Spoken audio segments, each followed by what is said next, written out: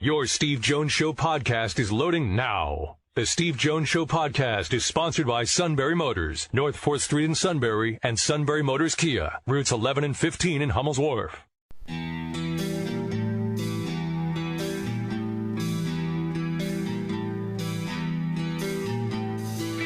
Sports talk where your voice counts. This is the Steve Jones Show on News Radio 1070 WKOK.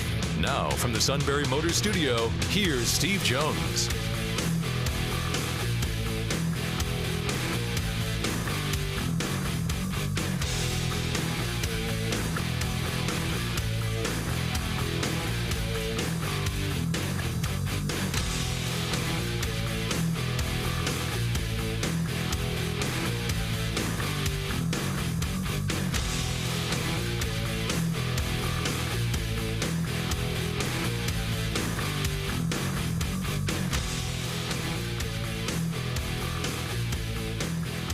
For your vehicle. That's why they have so many repeat customers. All right, all at Sunbury Motors, 4th Street in Sunbury, Sunbury Motors Kia, routes 11 and 15 in Hummel's Wharf, online at sunburymotors.com. If the Eagles do take Callum on tonight, my understanding is that Luke Catrillo is going to become a Cowboys fan. All right, so... No, that will never happen. I think it's important to let children think for themselves. Not when it comes to this. Suddenly out of nowhere, I can see Daddy hasn't talked to Luke in 12 years about anything. Lisa. Sainthood. All right. Our play-by-play call of the day. We heard earlier about the Phillies, Bryce Harper, Didi Gregorius being hit by pitches. Well, last night, Matt Carpenter went deep, and Roman Quinn did what Roman Quinn can do. And a high fly ball to right field. Roman Quinn is going back toward the fence. He jumps, and he can't get it. It's into the bullpen, and a 3-run home run. He threw him a hook near the glove, and he just couldn't hang on. Breaking by. I think just watching Matt Carpenter swing, he had it in his glove the whole way until he hit the fence. Look at this. That is in his glove. And then squirts on out. Wow. That's a tough way to lose a home run. Ugh. That's a tough way, as an outfielder to lose and take away a home run. All of a sudden you lost the ball. It wouldn't have happened to Aaron Hicks. Probably not, no. What's your record again? All right, just checking. Just want to make sure we get that right. Okay. So, let's turn now to Bill Bender's sporting news. It's been way too long. I'm so glad to have him back. Bill, great to have you with us.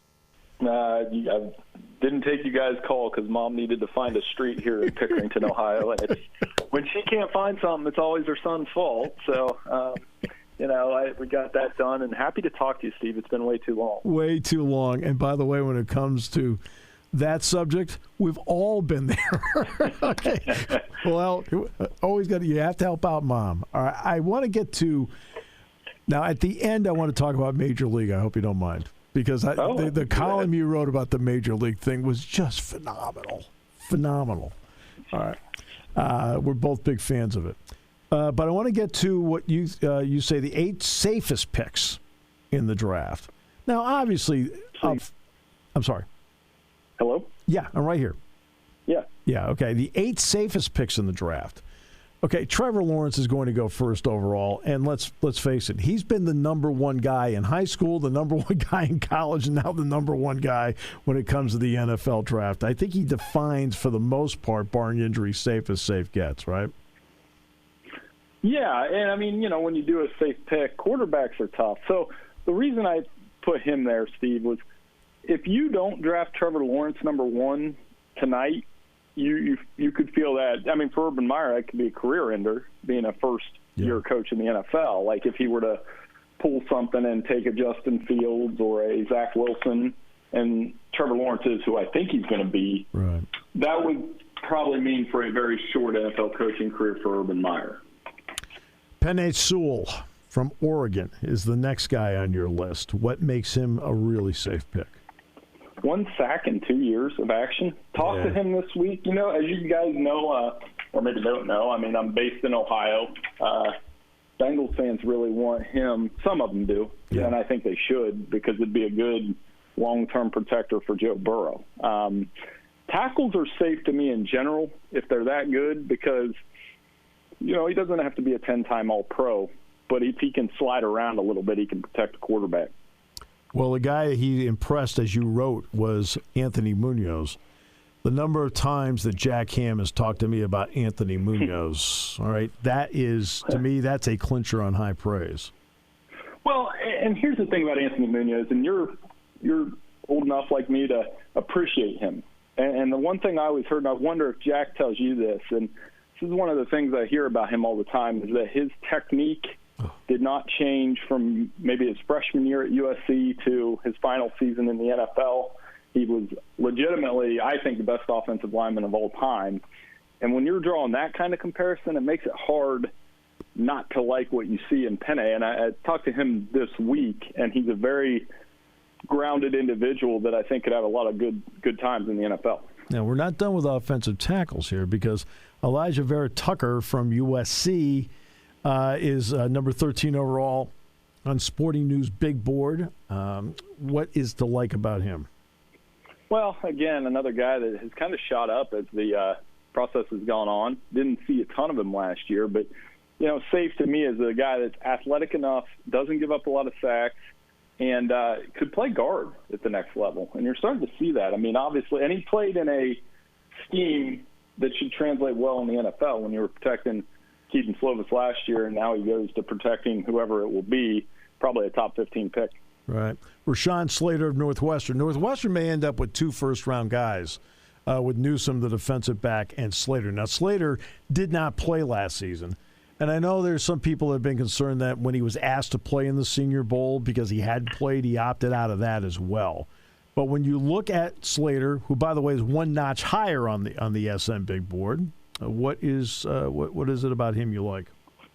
You know, I think with Slater, it's a deal where you go back to the Chase Young game when he was at Northwestern, and he did a pretty good job on him. Yeah. When Chase Young was dominating the Big Ten. And obviously Northwestern, the stereotype's always a good one. They're smart guys. And you have a smart guy, you can move around. Like you said, some of these guys on here that I put as safe are opt-outs. So that's going to make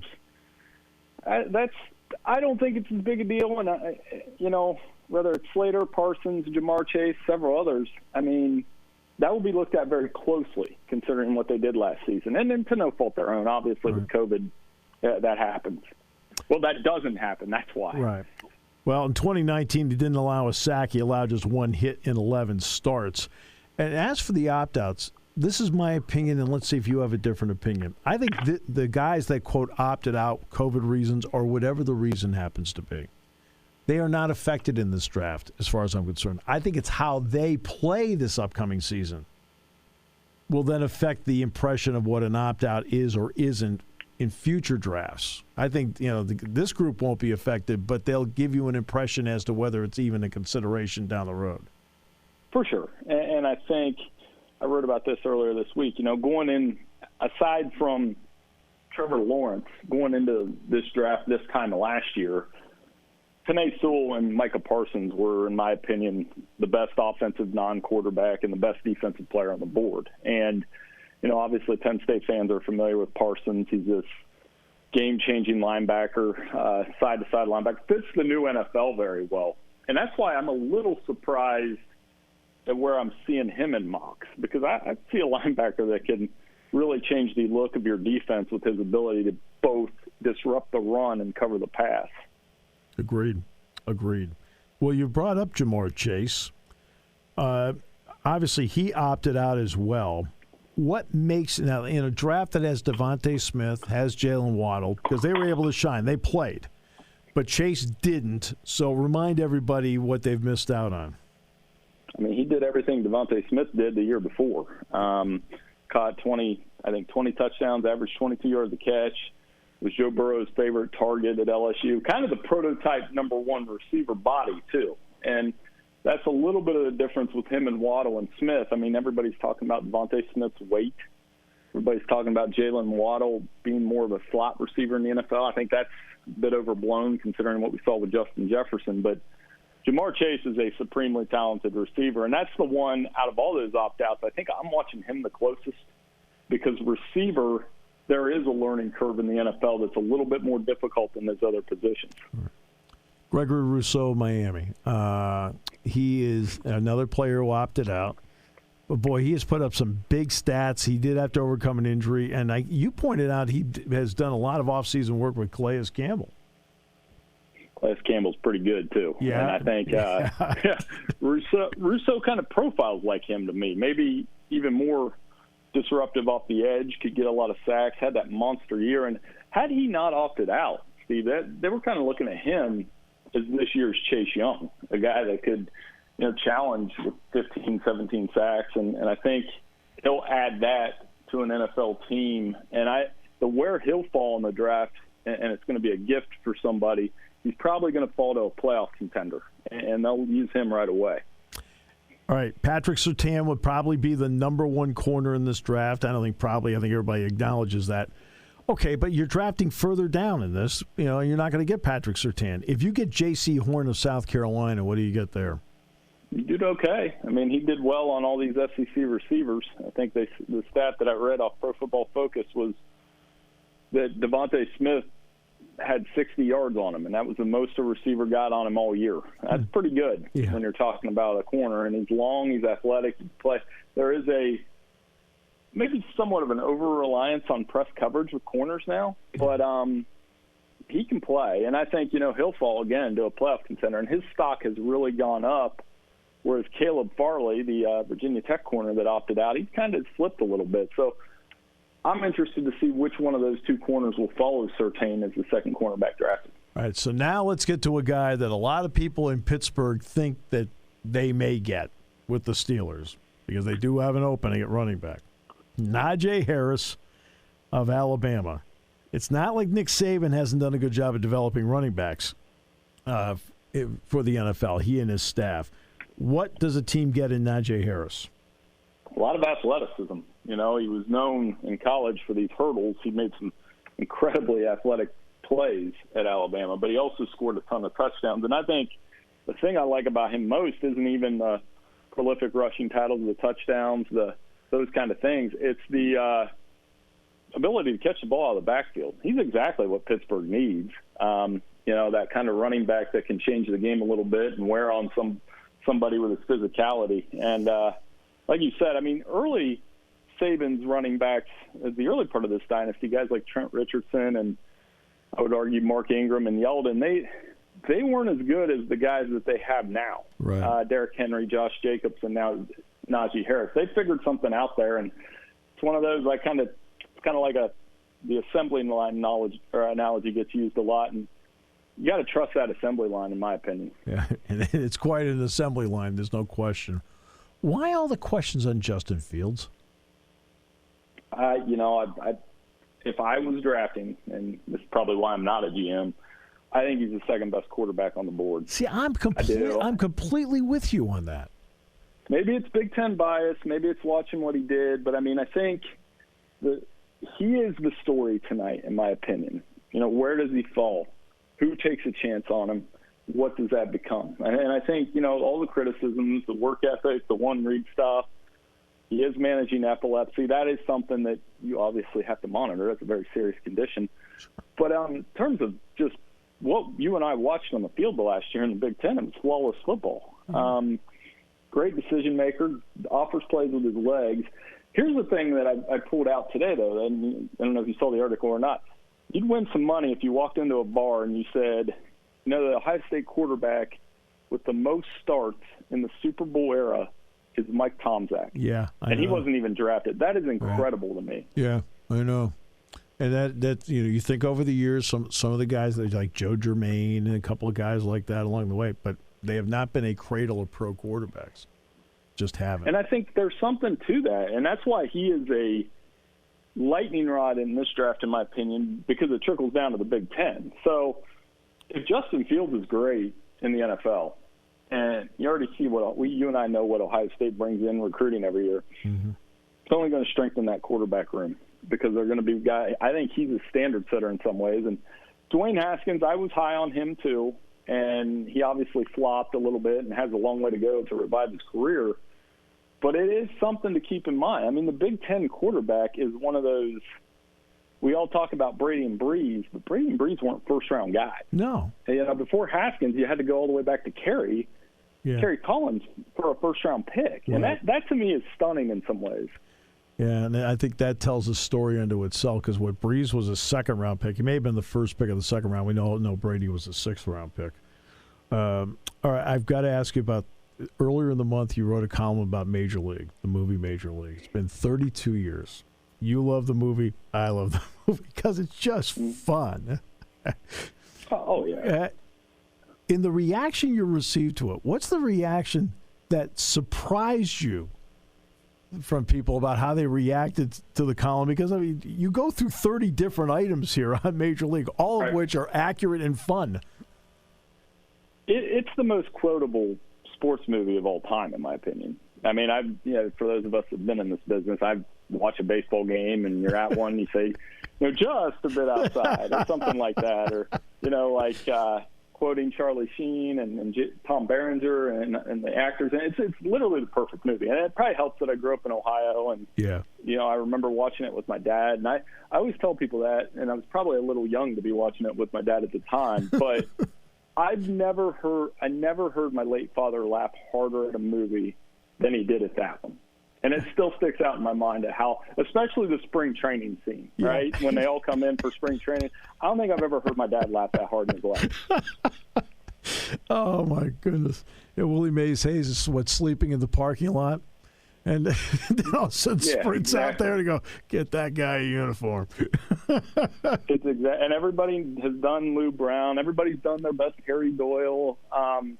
It's my favorite baseball movie. And there's a lot of good baseball movies out there. There's a lot of good football movies. But to me, it was just the easiest, most quotable, fun movie of the 80s. I'm a big Field of Dreams guy, too. I like Field of Dreams, and I like Bull Durham. But there's just something about that cast. It was the perfect movie at the right time. James Gammon as Lou Brown. There's a guy on the other line about some white walls. Exactly.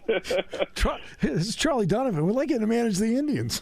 Yeah, exactly.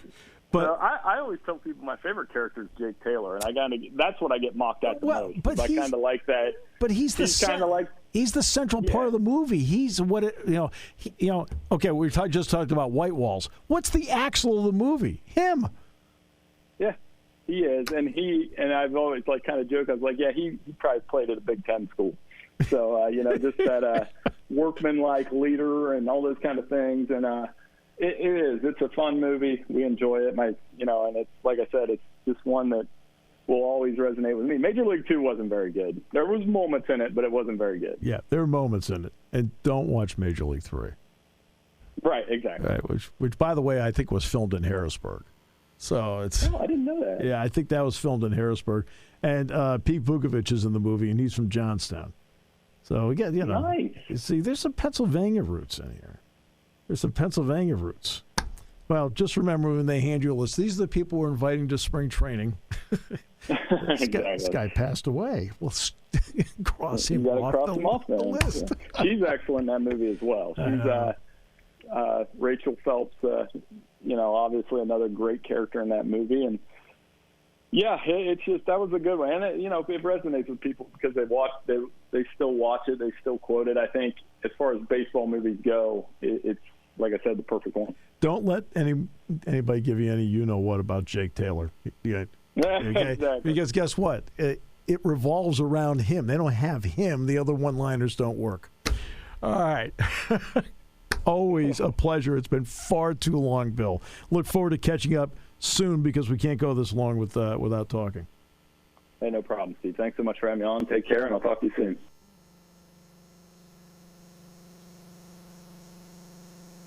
When it comes to car buying, there's the other guy's way, and then there's the SMC way. The other guys force you into a vehicle you really don't want. The Sunbury Motors way lets you take the time you need to browse, ask questions, and take the test drive and think on it. For over 100 years, the Mertz family and all their employees have made your experience the most pleasant one you'll ever have. The other guys won't offer you the best price for your trade, no matter how much they say they will. The SMC way is their promise to provide you with the most money the market shows your vehicle is worth. The SMC way is to offer you all applicable factory rebates on new vehicles and generous discounts. Looking for a pre-owned vehicle? The SMC way checks each vehicle in a 200-mile radius to determine the lowest price, then beat it. It's the lowest price promise, just part of the SMC way. The choice is up to you. The other guy's way or the SMC way. The SMC way wins every time. Sunbury Motors Company in the North 4th Street Auto Plaza, Sunbury, and at sunburymotors.com. Selling more cars and satisfying more customers for over 100 years. Taking your calls at 800-795-9565. This is The Steve Jones Show on News Radio 1070 WKOK. Now, from the Sunbury Motors Studio, here's Steve Jones. Sunbury Motors, 4th Street in Sunbury. Sunbury Motors Kia, routes 11 and 15 in Hummels Wharf, online at sunburymotors.com. Ford, Lincoln, Kia, Hyundai, great new inventory. Fabulous pre-owned inventory that goes through a 164-point inspection. That's why it has the Sunbury Motors guarantee. From sales to service, they take care of it all at Sunbury Motors, 4th Street in Sunbury. Sunbury Motors Kia, routes 11 and 15 in Hummels Wharf, and online at sunburymotors.com. Well, I think it was a couple weeks ago, right? I'm over at the Penn State golf courses, and to my surprise, and it was just great to have him there, Gerry Dulac. Boy, it was great to see you. Yeah, Steve, it was a treat to see you. It was nice to know that I was about a mile and a half from you when we connected, and I go, hold on, I'll be right over, and I wanted to come over and say hello. And I hope through the magic or somewhat mysteries of mail delivery, you got a little package from me to help promote my show there in my favorite place, State College, PA. The longest running radio golf show in the country. Prime time golf radio show. Right, exactly. Yeah, absolutely. Longest running prime time. And yes, I did receive very generous, and I want you to know I haven't lost any of them yet. Well, just lose them where people can find them. Then they could see the logo on the ball. Exactly. It's a good marketing campaign. I'm trying to get. I have it national, and to some degree, I have it global. So I'm hoping to stretch it all across the world. Well, it's fabulous. All right, especially for somebody like me who loves the game as much as I do. It's great, and thank you for doing that. And it was fun seeing you. So the Steelers draft. Yeah, the Steelers draft tonight. They drafted 24. There's a lot of thought that it's Najee Harris. What is your thought? Yeah, it's not only my thought, it's their target, and that's the guy that they're after. They are hoping he'll be there. You know, Miami, you're hearing some noise that they might want a running back and to, repair him, put him back with Tua. And then there's the Jets who are going to draft a quarterback early, and then they have another pick, and, might they draft an offensive lineman to protect their rookie quarterback? Yeah. Or might they give them another offensive weapon to help their rookie quarterback? So those are probably the two teams that you're looking at as to who might be interested in Najee Harris. But there's no question, if he's there, they are going to take him. In this century, they've, I think, traded up 3 times. Devin Right. Bush, obviously, a couple of years ago. I think they also did it with Troy Polamalu and Santonio Holmes. That's correct. The trade up. All right. Any possibility they trade up because they're worried their guy might not be there? Steve, Kevin Colbert kind of shot that out of the air the other day when we actually had a live press conference with Colbert and Tomlin. First time that's happened in well over a year. But Kevin Colbert said, just highly unlikely. They have no interest in trading up because they only have 8 draft choices. And, they'd have to give up some of those, and they do have some holes to fill. So he said they really value the 8 they have. Maybe they'll get another, but they're not in the market to do that now. I could see them trading down because if Najee Harris is gone, and maybe even if Travis Etienne is gone or isn't gone, I could see them moving back 3 or 4 spots because 2 of the teams behind them are the Browns and the Ravens, and they have no interest in a running back. Right. So Exactly. I could see them doing that to possibly move up in the second round or get a late second-round pick. At worst, get a third-round pick. Maybe get an earlier third-round pick. So now you have 4 picks within the first 3 rounds. I could see that happening, and them still being able to move back, get the guy they wanted. But I don't think there's any question that their focus is on a running back. Those are the 2 they have rated the highest. Now, you know as well as I, Steve, anything can happen in a draft. So it's hard for me to say this is what they're going to do with certainty, as I said a minute ago. But, unless something really strange happens, their target is Najee Harris. And I think, after that, more than likely you'll see them, if Harris isn't there, take Travis Etienne. Now, I say that with this little caveat. I was told this today, and I've now been told it by 3 different people. If Justin Fields slips, as is being suggested by a lot of people, that his stock is slipping, which I don't buy for a second. But if it would, and he would slip to 24, which I don't think that would happen at all either, and Najee Harris is gone, they will draft Justin Fields at number 24. But I just don't see him dropping like that. I think that people who kind of, whether they're being told that quietly or on the sly, I think that's a smokescreen. I think Justin Fields will go among the top 10 picks. Plus, if a guy who was once projected as 2, 3, or 4 slips all the way to 24, then you have to ask yourself, what's wrong with him? Why is he slipping? I just don't see that happening. But my point is, the Steelers really, really, really like him, and they probably would take him if they had the luxury over every other quarterback in the draft. And that's what I was told. Now, I have a hard time believing that, but that's what I was told. Me too, because I still think he's the second best quarterback in the draft. I agree. I'm with you there. I'm not sold on Mac Wilson. Mac Jones. I think Zach Wilson is can be a decent quarterback, and we'll see where the big kid from North Dakota State goes. So, but the problem I have with Justin Fields, and maybe you can help corroborate this, I saw him play 2 outstanding games against Penn State and against Clemson. Other than that, I saw too many average games from him. But against Penn State, spectacular, and against Clemson, spectacular. But I've seen more average games than spectacular games out of him. Yeah, when he got into the Big Ten championship game, he didn't have Chris Olave. Right, but which shouldn't be discounted is Northwestern has a really good defense. Right, I mean, really good. His accuracy, for the most part, is good. The 2 games that bothered me watching Fields were the Northwestern game, which I just talked about, and the Indiana game. I thought the Indiana game that he'd roll through and play really well, and he didn't. So, yeah, I see where you're coming from. But there's no question about his arm strength. There's no question about his athleticism, and they really like the guy. But if you, for some reason, would see him drop to 24 and Najee Harris is off the board, do not be at all. I'm telling you right now, that's who they're going to take. At least that's what I've been told. Right, I understand. Gerry, also with Pouncey out of there now, the Steelers at some point are in market for a center.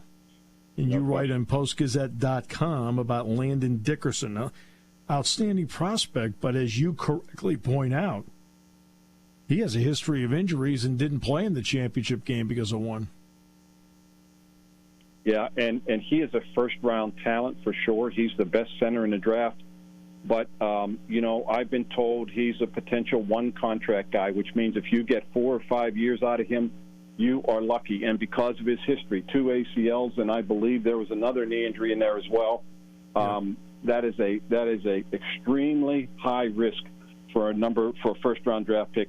So it is more than likely that he will slip to the second round, possibly the third, if people have huge concerns about that injury. But I don't think there's any question health aside, if he were healthy, he is the best center in the draft, but I don't think he's going to get drafted as such. Here's the line of the article, and it's on postgazette.com. Quarterback, question mark. With their draft history? No. Why have they missed evaluation-wise, in your opinion, on corner? Yeah, it's hard to say. They reached for Artie Burns. That was just a poor draft choice. They got unlucky with Senquez Golson in the second round. He never played a game because of injuries. They went up going back a number of years. They traded up to get Ricardo Coakley from a small school on the second round, and he couldn't play at that level. And they've never gone back to a small school again in the first two rounds after making that mistake with Ricardo Coakley. But you go through the whole list of guys. There was some potentially good guys. Cortez Allen was given a second contract by the Steelers. Other than Cam Sutton this year, he was the only cornerback in Mike Tomlin's tenure to get a second contract from the Steelers. The guys just don't pan out. And you don't, Steve, I can't sit here and tell you whether it's poor evaluation up front, poor development after that by coaches or whatnot. It's hard to say. But their draft history is not very good. And, there's a couple corners in the draft. Believe me, if they dropped to 24, they would get in the conversation. But they're not going to. Right. And that's J.C. Horn and Patrick Surtain. But to me, I don't see a cornerback going really till day 3. The way I look at it, and best I can tell, and kind of through my intel, I think you'll see it be running back, center, edge rusher in the third round because they need a backup, and then tight end tackle in the fourth round, or with their fourth pick. Maybe they get an extra third somewhere. Who knows? Right. I think some people will be glad to hear that you mentioned along the line tackles one of those spots, and that's something I find interesting. Obviously the high end tackles. You and I both know, guys like Slater and Sewell can play. Yeah, they'll all be gone. But really, in this league, you can be in the Hall of really good, and that's great. Because Tom Brady's never operated behind a Hall of Fame offensive lineman, but he's operated behind really good ones. You can get those, can't you, Jerry, in rounds 4, 5, and 6? You can find really good in those rounds, can't you? Yeah, I think you could get serviceable guys. And the thing is that, the Steelers have two guys who they believe will be their starting tackles. Now, I'm not sitting here telling you to say these guys are Pro Bowlers, but, Chuks Okorafor played very well last year when he stepped in at right tackle. And the guy who beat him out in training camp, which I didn't quite agree with, but nonetheless he beat him out, was Zach Banner, and he lasted all of 3 quarters in the opener, and then he tore his ACL, and he was done for the year. So when you look at it, what they have two, in their mind, 2 starting tackles, and they signed Joe Haig, free agent from from New England, who they look at as a swing tackle, a run-blocking, somewhat athletic type of tackle. He'll be their swing tackle. Does that mean they don't want another tackle? No, but I think the urgency to get a tackle beyond a good one being there on the board, I don't think it's as great, or it isn't as great as finding a center because they don't have a starting center. But I think, when you start getting down to beyond the third round, sure, you can find them, but the chances are, even though it's a deep draft, it gets a little bit more difficult. But I think you will see them no later than the fourth round, possibly taking a tackle. And as I mentioned too, a tight end would not surprise me at any point, to be perfectly honest, beyond the first round. And I will tell you, Steve, that the Steelers really like Pat Freiermuth, as do I, but more importantly, they do. Their only concern is that shoulder injury, which I've been told did not, after surgery, did not heal as well as anybody would have liked. So I don't want to call it a red flag, but it's a concern. But I will tell you, the Steelers are very high on Pat Freiermuth, and I could see why. A guy can catch and block, and he's your prototypical, two-way tight end. Never had a drop in the red zone in his career in 3 years. Yeah. I talked to Pat last week, and I asked him about. He said, "Look, I feel great, so we'll see what we'll see how that plays out. I have to ask you one golf question, because with the draft, you had to move the golf show to last night, right? Right. And right. I think you had Bob Ford, Mike Perkey was on with you, and Tom Doak. And Tom Doak is the course architect, yeah. Right. So you asked about the sappiness of golf TV coverage. Mm-hmm. How did that conversation play out? Because I am fascinated by this topic. Well, it began because Mike Perkey, and I wanted to get to this topic last week, but I was already booked with what I was doing. Right. Mike Perkey wrote an article on the Morning Read website, which is one of the better golf websites for articles and stories and insight. And he wrote about how the tour has taken control of the pictures you see, which I did not know. They've taken control of the video. And his point was they've apparently taken control of the content that you hear. And, he talked about, you just hear very little criticism anymore. Even Paul Azinger, who always had a bit of a sharp tongue when it came to the players and being critical, rarely saying a critical word anymore. And he was talking about how all the coverage, Ian Baker Finch, who was a great guy, has always been a little too sugary for me. Every shot is fantastic. Every shot, boy, that was really good, and they're average shots by the best players in the world. And so that was kind of the thrust of his article. And you get somebody like Dottie Pepper, who's feisty, and I like Dottie a great deal. She's been on the show with me a couple times, and I think she's really, really good. But you can tell, even Frank Nobilo, who I really like, and is not afraid to say anything, you can see that you can almost tell he bites his tongue a couple times when he really wants to jump in on something. And his other point was to Brandel Chamblee, who was one of my favorites. I have never seen anybody in golf research like Brandel Chamblee. And the beauty of what he does is he uses his research, which is accurate and well-founded, to form his opinions. So that makes his opinions pretty much spot on. Steve, I have always contended that if you have an opinion based on a flawed premise or an inaccuracy, then your opinion is flawed and inaccurate. But Brandel Chamblee is the best at it, and he and Nobilo used to go at it pretty good on the set. But you just don't see as much from Brandel Chamblee. And the overriding point of Mike Perkey's article was this is not a coincidence, and it's no accident that the tour, according to his article, the tour has kind of, quote, muzzled these guys. They want everything to be, everything's great, and look at this, and this is terrific, and that shot was great. And so you don't get the look, nobody wants to hear somebody just get on there and rip everybody, but that's not the point. You get a lot of sugar and flowers and bouquet instead of really any, and to any golf fan too who knows what they're looking at, get very little critique or criticism, if you will. Well, I know in my broadcasting class, when I get to talk shows, I tell everybody, research. I said, and draw your opinions from your research. I said, now, we can have different opinions. We can have different opinions from the same facts. But when you're going from a basis of fact, then you have a strong opportunity to have the best opinion. And when it comes to the golf thing, you and I both know that great shots win, but you and I both know that mistakes also cause somebody else to win. Sure.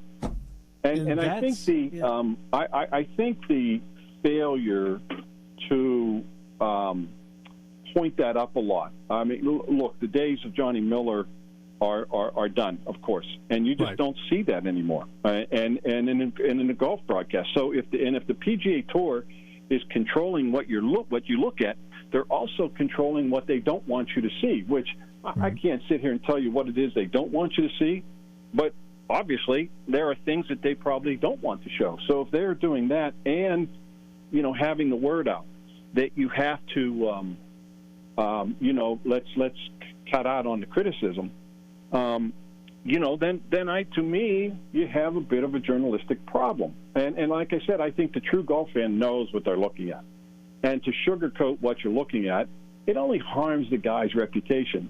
And that's why, I think that I think that's where the damage is done. I'll give you a small example of how they control it. If you hit the ball in the water now, Steve, in a fronting pond or a lake or whatever the case may be, you don't hit the ball in the water anymore. You've hit it into the penalty area. That's what you have to say.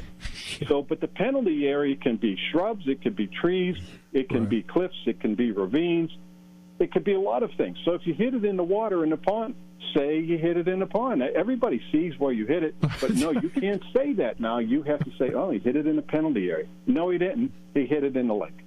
Yeah, it's wet. And that's a small example of what they are told to say. And it's to me, it drives me crazy, but that's all part of it. I agree with you because you try to be real. Well, this is why I wanted to ask a couple of questions, because that's why it is the longest running primetime radio golf show. That's awesome. I try not to sugarcoat it on the show, that's for sure. That is awesome. You're not with us ever either. Gerry, always a pleasure. Thanks so much for the insight, especially on draft day. Steve, always good chatting with you, as you know, my friend, and hopefully the next time I'm up in the neighborhood, which actually will be in a couple of weeks, maybe I'll see you again. Sounds great. I look forward to it. Thanks, Gerry. All right, man. Gerry Dulac. Fabulous. We'll wrap it up in a moment, brought to you by Sunbury Motors on News Radio 1070 WKOK. Fabulous. Enjoyed it today to have Merrill Reese, Gerry Dulac, and Bill Bender on the show. Dick Girardi is on the show coming up tomorrow. Looking forward to that. Bill Hillgrove on Monday. And at 2:45 in the morning, the after show with the suit. No? If we even have time. Well, no, I think, people have asked, like, when do we think is the best time from our perspective to air it? I picked 2:45 a.m. Feel that, like,